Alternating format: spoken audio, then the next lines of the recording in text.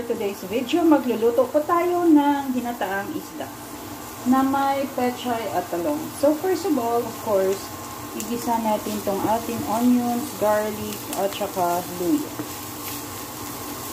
Okay. Lagyan po natin to ng coconut milk at saka turmeric powder later. Then, of course, lagyan na natin ito ng isda. So, malinis tong kamay ko, guys. Kamayin ko na lang ng isda natin. Ayan. So, 3 lang ang ilagay natin isda. Okay. Or, gawin na natin 4. Ayan. 4 na isda. Then, mag-add po tayo ng water. Ay! My God! Konti lang na water, guys, kasi dadagdagan pa natin yan ng coconut milk. So, antayin natin kumulo yung water at ma-absorb nyo yung lasa ng isda. So, i-wait lang natin, guys. Pasensya na at medyo nag-e-echo ako, guys, kasi medyo maliit lang tong amin kasi.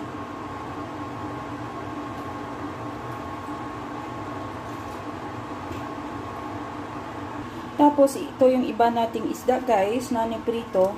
Lagayin natin siya sa container kasi babao natin.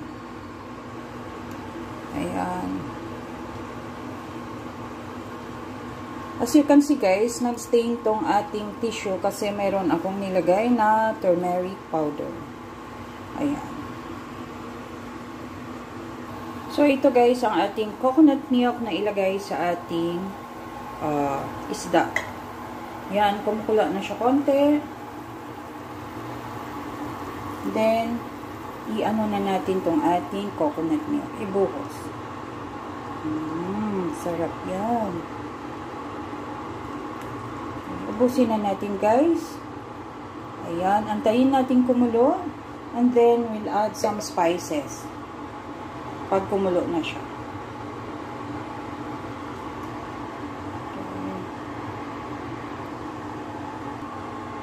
So, ayan, guys. Medyo kumukulo-kulo na. Maglagay po tayo ng paprika. Ayan, paprika.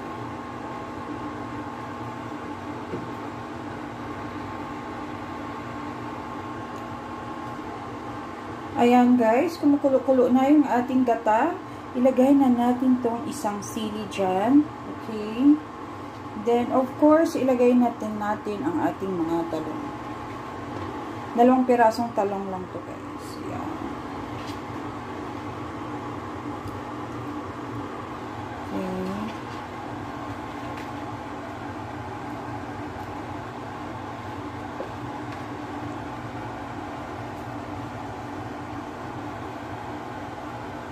At bantayin na lang natin siyang kumulo. Nang kumulo at ilagyan na natin siya ng iba pang mga ingredients natin.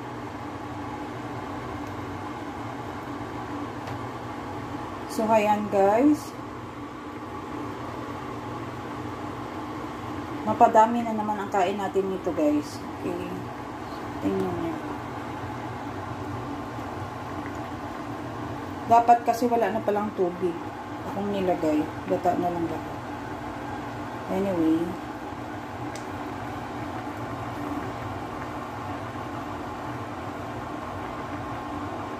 So, lumalutang siya sa sabaw actually.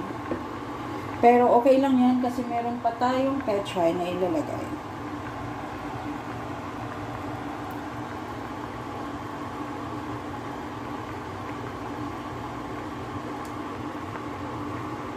By the way, guys, naglaga din ako ng saging today. Ay, ng saging ng mais, sorry. Yan, ang aking nilagang mais. Yan ang aking baon tomorrow. Malalaki din siya, oh. Nainit-init pa. And of course, meron din akong saging. Yung overripe ko na saging, ginawa ko siyang yung mga tawag nito? Yung fritters. Banana fritters. Yan.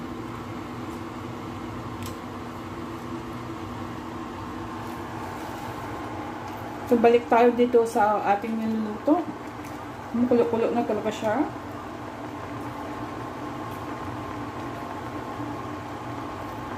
Low heat lang natin. So, 6 lang nilagay ko dyan.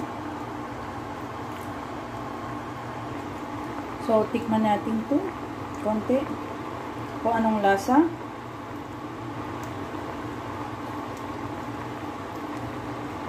Then, mag-add tayo po ng salt. So, hindi lang masyadong madami ang salt natin ilagay. Then, tikman natin ulit later. Ayan.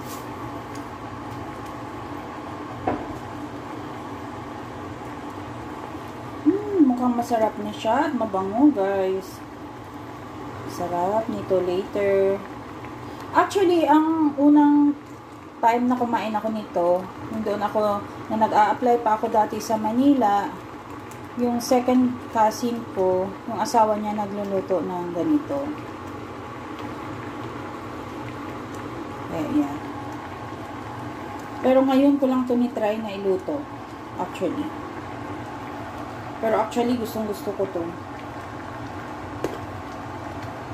Kasi masarap yun magluto. Yung asawa niya. Try natin ulit.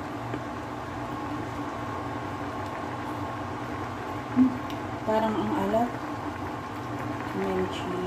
Sobrang alat yata.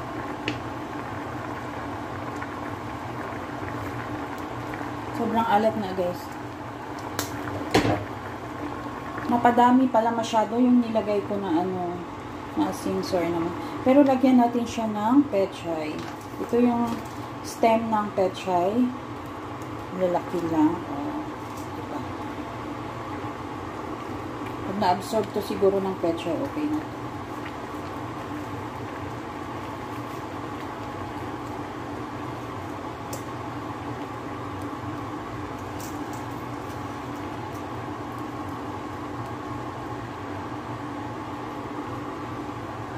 So, hayaan lang natin siyang kumulo dyan before natin ilagay yung dahon ng pechay.